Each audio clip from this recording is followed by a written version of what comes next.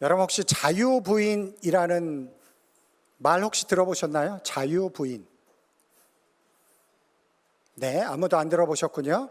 저는 설교를 준비하다가 자유부인이라는 단어가 생각이 났어요. 오늘 이제 이야기와 연결되어져서 아마 그런 생각이 났던 것 같습니다. 그래서 제가 한번 인터넷을 검색을 해봤어요. 그랬더니 자유부인이라는 영화가 있다는 것을 알게 되어졌어요. 1956년도에 제가 태어나기 10년 전에 만들어진 영화인데 자유부인이라는 제목을 가지고 영화가 만들어졌습니다. 그런데 그 영화의 내용이 뭐냐면 명망 있는 대학 교수의 부인이 다른 남자 불륜을 벌이는 이제 그런 내용의 영화였다라고 합니다. 1956년 그 당시 사회상으로 대단히 파격적인 영화였는데 서울 관객 15만 명이 그 영화를 보러 갔다라고 합니다. 아마 1000만 관중, 지금으로 이야기하면 그런 것이 아닐까. 뭐 영화가 대단한 영화 같지는 않은데 자유부인, 그것을 보기 위해서 15만 명, 서울 관객만, 그러니까 아마 지금으로 따지면 1000만 관객 정도 되는 것 같아요. 더 놀라운 것은 당시 사회에 대단히 큰 충격을 주었기 때문에 국가 등록 문화유산 347호로 등재되어져 있다라는 사실을 제가 인터넷을 통해서 알게 되어졌어요. 제가 보지도 않은 영화를 제목을 왜 언급했냐 하면 사람들은 다 자기가 하고 싶은 일을 마음껏 하고 싶은 그런 자유를 누리고 싶어 하는 것 같습니다. 사실 뭐 이 영화 내용이 그렇게 좋은 것도 아닌데 15만이나 되는 사람이 그렇게 가서 보는 것들을 보면서 아마 우리 마음 깊은 곳에는 정말 내가 하고 싶은 것, 내 마음껏 하고 싶다라는 그런 자유에 대한 갈망이 우리들 가운데 있는 것이 아닐까, 그런 생각을 해보게 되어졌습니다. 저에게도 사실 그런 부분이 있어요. 이런 것보다는 그냥 내 마음껏 내가 하고 싶은 대로 이런 일 마음껏 했으면 좋겠다. 저는 야구를 좋아하는데 야구 마음껏 했으면 좋겠다. 뭐 이런 마음의 그런 갈망들이 우리들 가운데 다 있는 것이죠. 그래서 오늘 설교 제목이 아마 우리들 가운데 대단히 크게 다가올 수도 있지 않을까 생각이 됩니다. 오늘 설교 제목이 참으로 자유하리라 라는 설교 제목입니다. 한 여인이 간음 현장에서 잡혀왔습니다. 이 여인에 대한 자료가 많지 않기 때문에, 정보가 많지 않기 때문에 이 여인에 대해서 잘 모르는데 간음하다라는 헬라어 동사가 사용되어진 용례들을 살펴보니까 학자들은 이 여인이 이미 결혼한 여인이었을 것이다 라고 그렇게 추측을 합니다. 우리가 잘 아는 것처럼 10계명의 제7계명에 간음하지 말라라는 말씀이 담겨져 있어요. 예수님의 계명 중에 가장 중요한 것을 담은 것이 10계명인데 그 7계명에 간음하지 말라라는 것이 기록되어져 있고, 구약 성경은 간음한 사람은 돌로 쳐 죽일 것을 명령했습니다. 이제 이 여인은 곧 비참한 죽음을 맞이하게 될 것입니다. 이야기가 그렇게 전개되어지고 있습니다.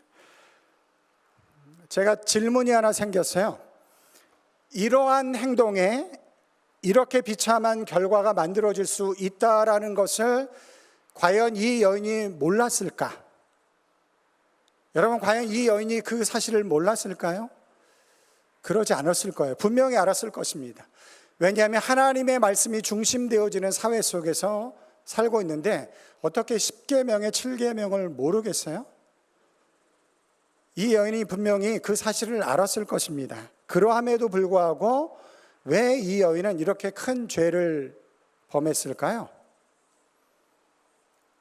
그것이 죄의 유혹입니다.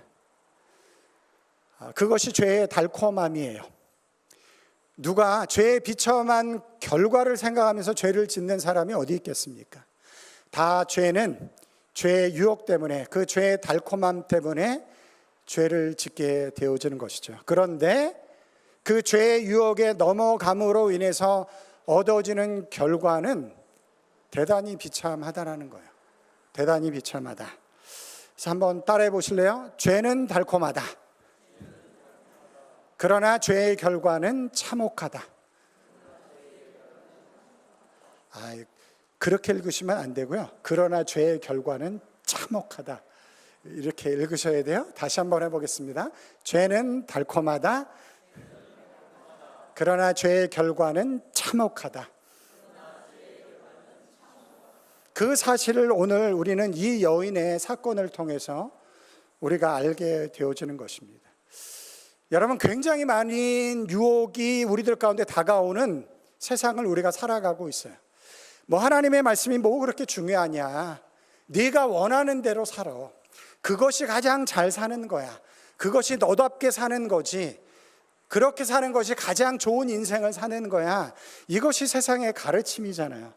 그런데 성경은 절대로 그렇게 이야기하지 않습니다.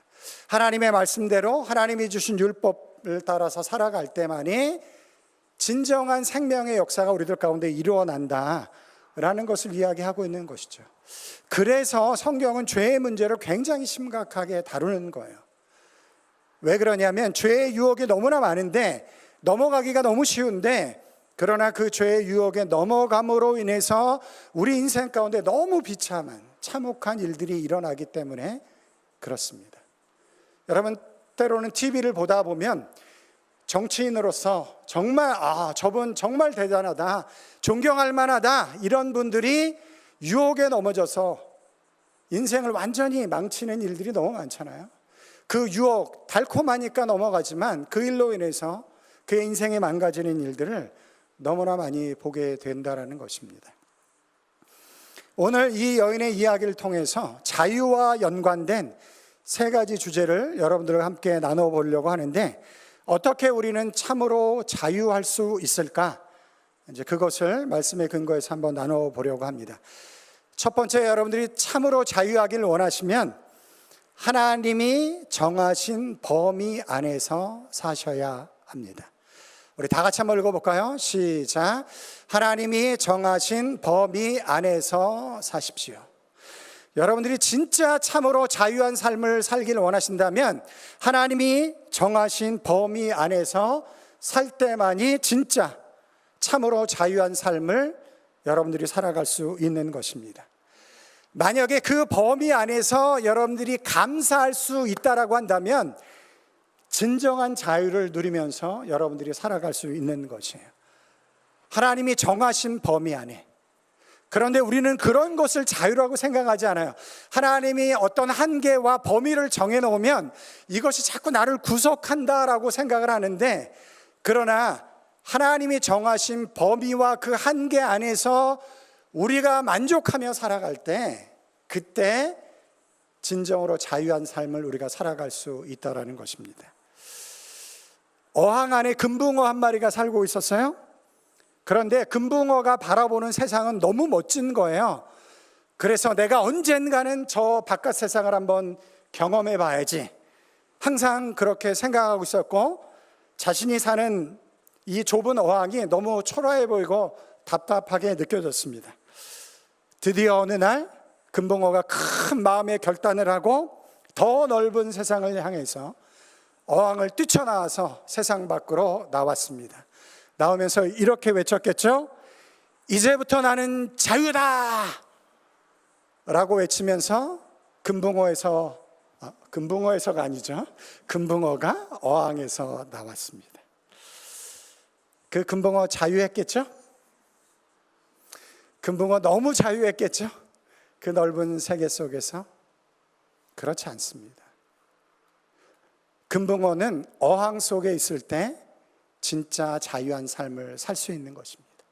그것이 답답하게 느껴지고 한계처럼 느껴진다 할지라도 하나님이 창조 질서 가운데, 하나님의 섭리 가운데 우리 안에 세우신 정한 범위가 있다라는 거예요.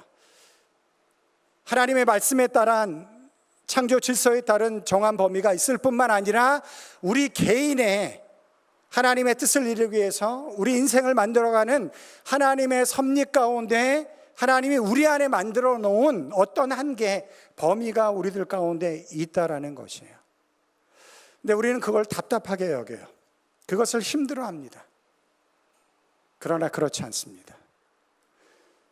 여러분, 우리가 예수님을 믿고 가장 중요하게 가져야 된 가장 큰 신앙의 고백이 뭔가요? 하나님이 나의 삶을 주관하신다. 믿으시나요?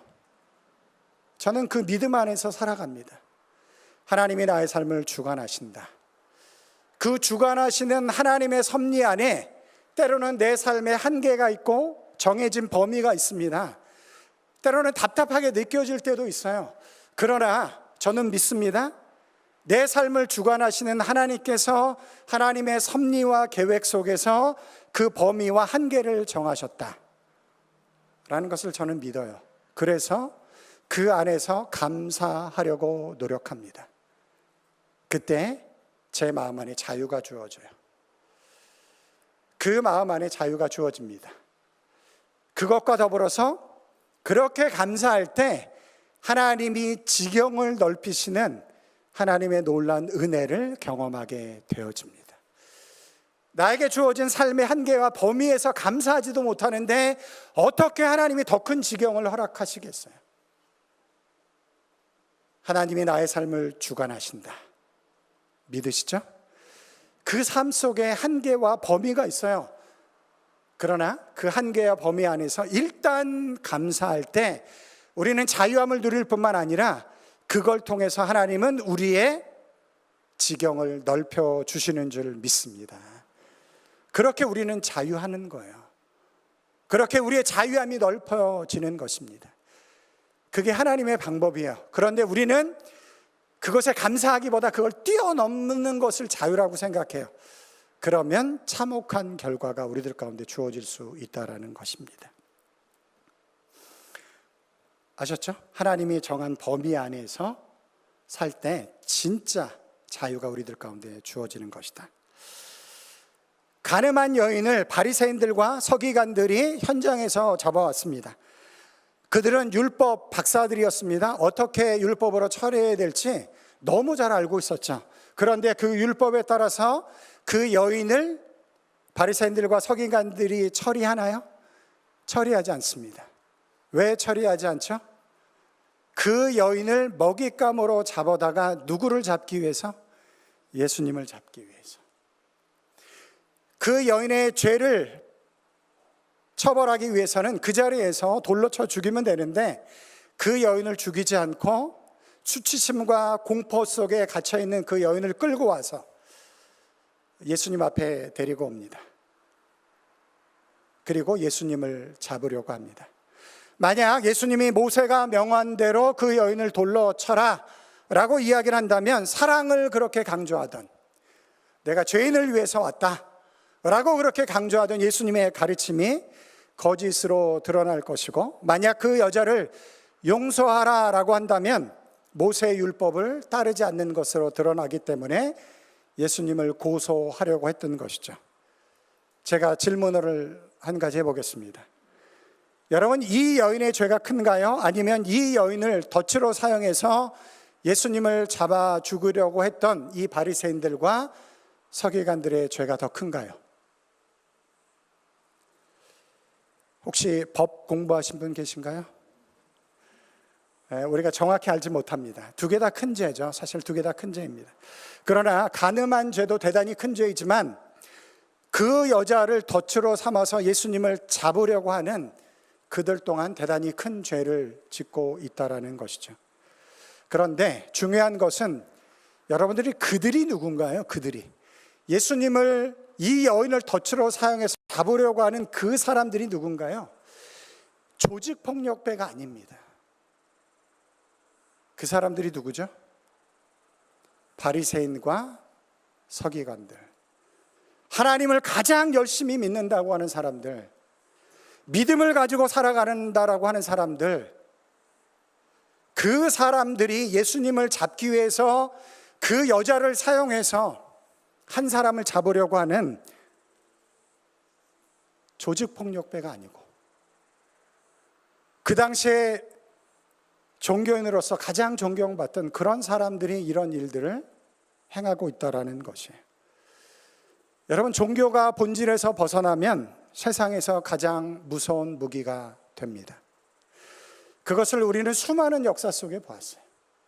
종교의 본질을 벗어나면 세상에서 가장 무서운 무기가 됩니다. 그것이 우리의 현장 속에도 일어날 수 있는 일들이에요. 저는 그런 경험은 안 했지만 봤습니다. 다 교회를 지키겠다, 믿음을 가지고 교회를 지키겠다라고 하면서 얼마나 많이 싸우는지 그런 모습들을 봤어요.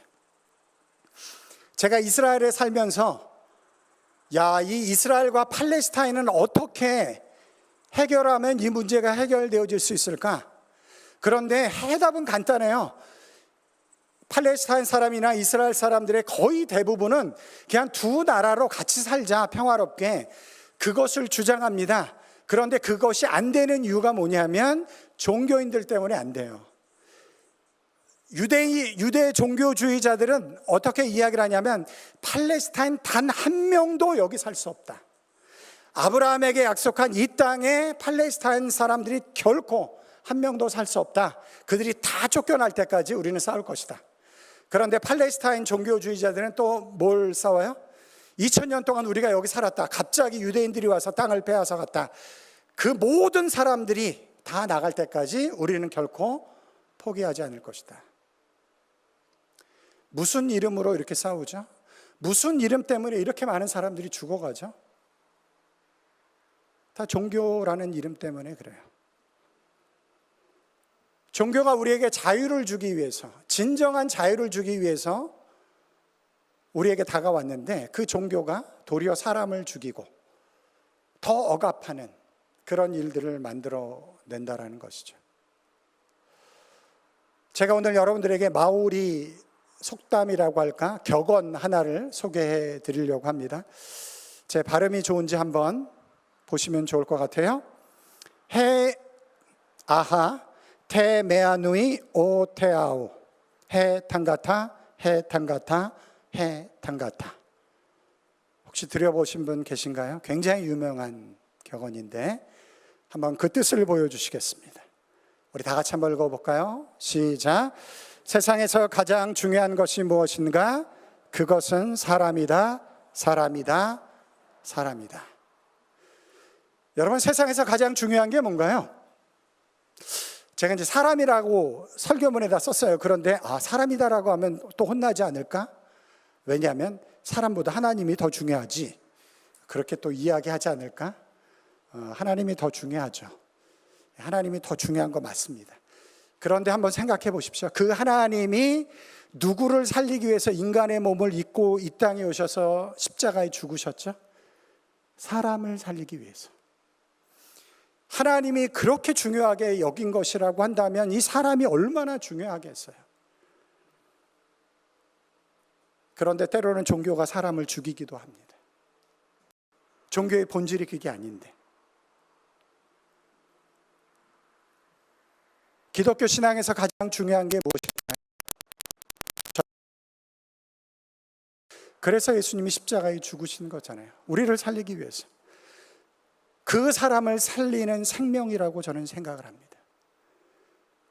그 생명을 만들어내는 하나님의 사랑이다라고 저는 믿습니다.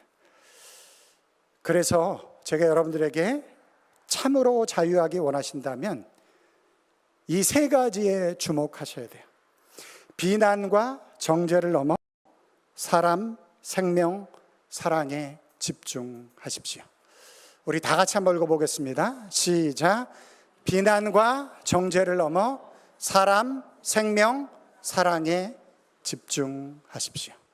다 시옷으로 시작되어지죠? 외우기 쉽습니다. 그래서 사람, 생명, 사랑. 사람이 가장 중요한데 그 사람이 죽으면 무슨 의미가 있겠어요? 그 사람을 살려내야죠. 그게 복음 아닙니까? 그래서 생명이 중요한 것입니다. 그 생명을 담기 위해서 하나님이 사랑으로 우리들 가운데 오신 거예요. 사람, 생명, 사랑. 이것이 가장 중요한 것입니다. 우리의 인생을 살아가면서 우리의 신앙 가운데 가장 중요한 것이 바로 이것이에요. 사람, 생명, 사랑. 거기에 집중하시기 바랍니다. 근데 살다 보면 원망도 생겨요. 불평도 생깁니다. 그때 누군가를 비난하고 싶고 정죄하고 싶은 마음이 들잖아요. 저도 그런 마음이 들 때가 있을 수 있어요.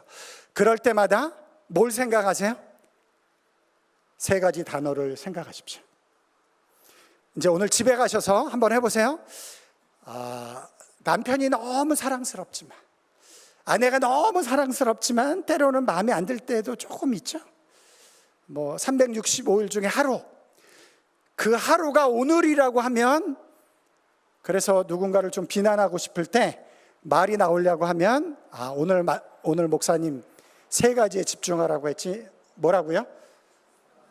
사람, 생명, 사랑. 그걸 마음으로 고백하시기 바랍니다. 사람, 생명, 사랑. 그때 생명을 살리는 진정한 자유의 역사가 우리들 가운데 이루어지는 줄 믿습니다. 그게 복음인 거잖아요. 그게 복음의 능력인 거잖아요. 그래서 참 자유를 누릴 수 있는 우리 모두가 되었으면 좋겠습니다. 아프리카에 가면 마토보라는 부족이 있다라고 합니다. 그런데 그곳에서는 누군가 사람을 죽이면 그 죄인을 마을에 있는 강가에 던져버린다라고 합니다. 그런데 강에 던져도 수영을 잘하면 살아나올 수가 있잖아요. 그래서 수영을 해서 살아나오면 다시 그를 잡아다가 그 강에다 던져버린다라고 합니다. 그래서 언제까지 할까요? 그가 죽을 때까지. 헤엄쳐 나와도 그가 힘이 빠져서 죽을 때까지 그 강에 던져버린다라고 합니다. 그런데 그 사람을 죽인 살인범을 살릴 수 있는 방법이 딱 한 가지가 있다라고 합니다. 무엇이냐면 피해를 당한 가족 중 한 명이 그 강가에 들어가서 그 사람과 함께 물가로 나오는 것이라고 합니다. 놀랍죠? 그런데 더 놀라운 것은 그런 일이 일어나면 거의 모든 경우에 대부분 그 살인자를 위해서 피해자 가족 중 한 명이 들어가서 그 사람을 끄집어 온다라는 거예요. 그 사람과 함께 나온다라는 것입니다. 그래서 한 공동체를 이루는 거예요. 만약 피해자 가족 중 한 사람이 뛰어들어서 살인범을 구해왔다라고 한번 가정을 해보겠습니다. 그 두 사람의 앞으로의 삶이 어떨까요? 여전히 비난하고 정죄할까요? 그러진 않을 것 같아요.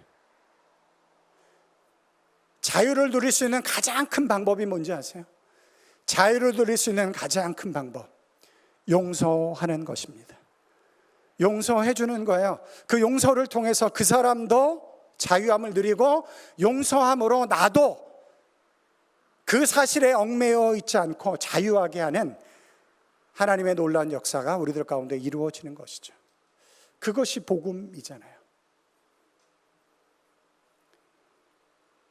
그런 은혜가 우리들 가운데 있기를. 그래서 비난과 정죄가 아닌 그것을 넘어서 사랑, 사람, 생명, 사랑으로 사람을 살려낼 수 있는 그런 주님의 교회가 되어지길 간절히 소원해 봅니다. 예수님은 그곳에 모인 사람들 중에서 너희 중에 죄가 없는 자가 먼저 돌로 치라 라고 그렇게 말씀하셨습니다. 그 말씀을 듣고 한두 사람씩 그 자리를 떠나기 시작을 했습니다. 감히 그 말씀의 한거에서 돈을 던질 수 있는 사람이 아무도 없었던 것이죠. 이제 모두 떠나가고 예수님과 그 여인만 남았습니다. 수치와 죄책감, 그리고 죽음의 공포 앞에 압도당한 그 여인에게 예수님이 이렇게 말씀을 하십니다.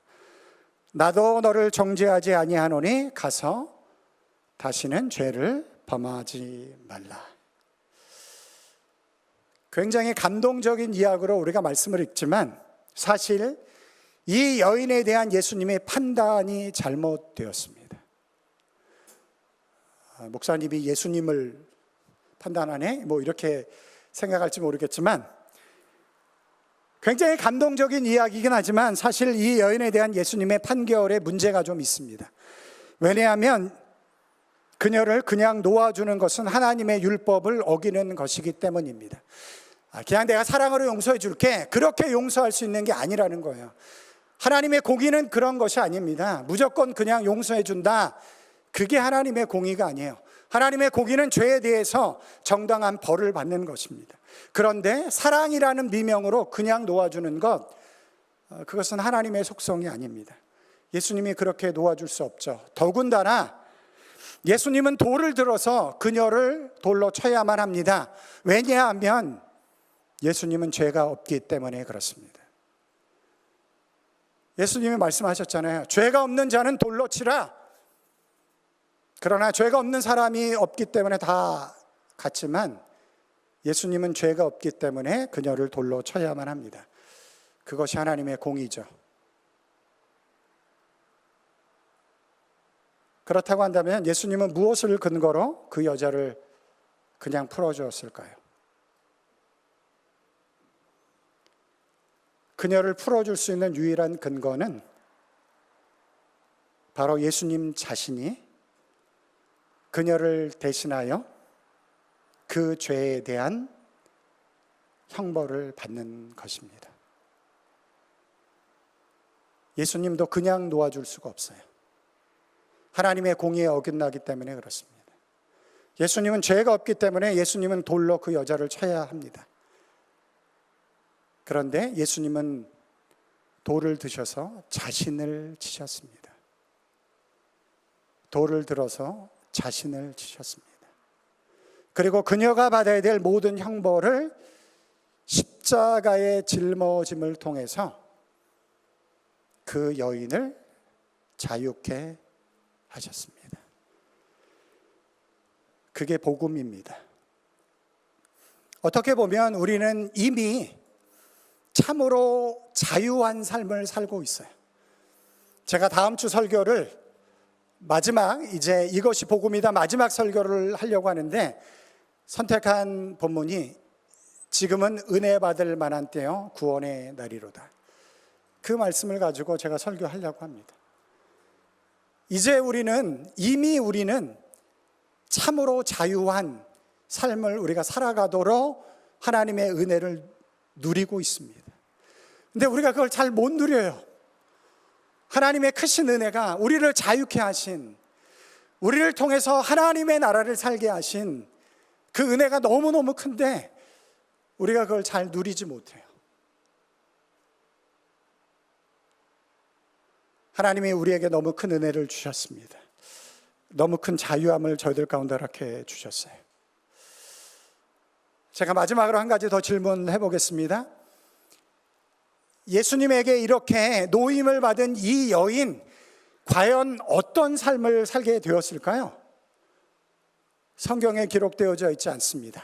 그래서 우리가 그 결론을 알 수는 없어요. 그러함에도 불구하고 저는 이 여인이 자유하게 되어졌고 완전히 변화되어진 삶을 살았다라고 그렇게 저는 확신합니다. 그렇게 확신하는 이유는 뭐냐면 요한복음이 기록되어진 특별한 형식 때문에 그렇습니다. 여러분, 요한복음은 예수님께서 어떠한 특별한 기적과 신기한 일들을 행하시고 나서 그 일들과 연관되어진 하나님의 말씀을 가르쳐 주셨어요. 그래서 예를 들자면 오병이어의 기적을 행하시고 나서 무엇을 말씀하셨냐면 내가 하늘에서 온 생명의 떡이다. 굉장히 연관성이 있잖아요. 그렇게 어떤 특별한 일을 행하시고 그것을 하나님의 말씀으로 연결시켜서 말씀을 주셨다라는 것입니다.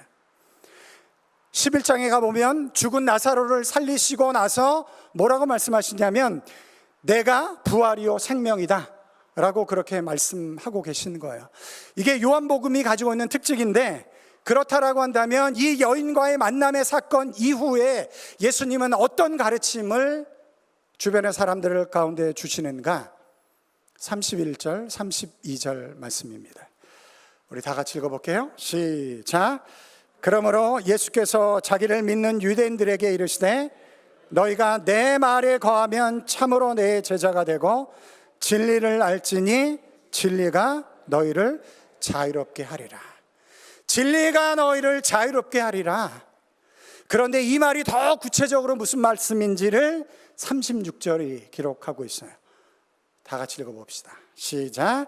그러므로 아들이 너희를 자유롭게 하면 너희가 참으로 자유하리라. 이 아들이 누구죠? 예수 그리스도. 예수 그리스도께서 자유케 하시면 너희가 참으로 자유하리라. 이 여인을 자유케 하셨잖아요. 이 여인이 자유할 것입니다.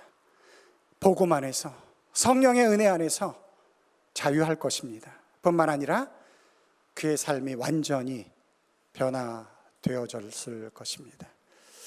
그것이 하나님의 은혜이고 하나님의 복음의 능력이기 때문에 그렇습니다. 마지막 세 번째, 여러분 참으로 자유한 삶을 살고 싶으시면 예수 그리스도의 복음 안에서 사십시오. 우리 다 같이 한번 해보겠습니다. 시작. 예수 그리스도의 복음 안에 사십시오. 예수 그리스도의 복음 안에서 사십시오. 그게 무슨 말인지 잘 모르겠다. 그럼 성경을 열심히 읽으셔야 돼요. 제가 5월 달부터 또 성경 말씀을 이제 여러분들과 함께 이렇게 제자 훈련처럼 성경 공부를 하려고 합니다. 참여하셔야 돼요. 예수 그리스도의 복음 안에 사는 게 무슨 말인지 모르겠다. 그럼 심각한 겁니다. 그게 무슨 의미인지 아셔야 되고 그런 삶을 사셔야 됩니다. 그렇게 살 때 우리 안에 놀라운, 우리를 자유케 하시는 하나님의 놀라운 역사가 우리들 가운데 이루어지는 줄 믿습니다. 정리해서 세 가지입니다. 하나님이 정하신 범위 안에서 사십시오. 우리 다 같이 읽어볼게요. 1, 2, 3번 시작.